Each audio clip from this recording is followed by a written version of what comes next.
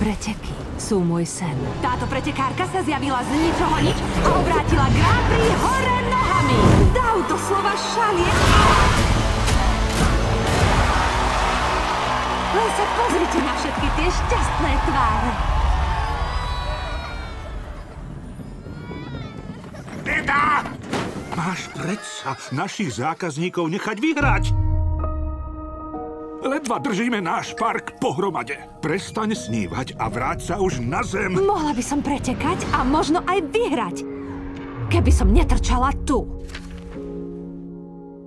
O park neprídeme, mami. Aj keby som sa vzdala svojho sna. Jedného dňa budeš pretekať aj ty. To nemôžeš vedieť. Ó, áno, ja to viem. Som predsa veštica. Vítajte na Grand Prix Európy! Štvornásobný majster Grand Prix. Veľký sen. No teda, naozaj sa to deje? Nečakaný tým. Perry, si taký nadšený ako ja? Bláznivé dobrodružstvo.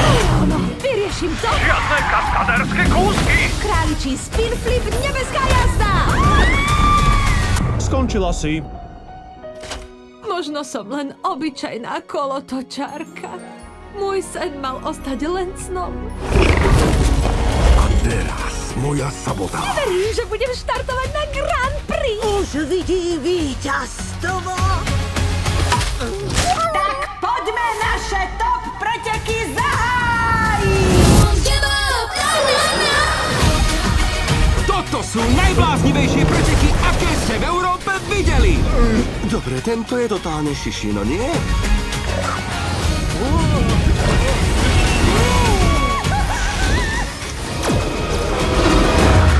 Sme predsa tým.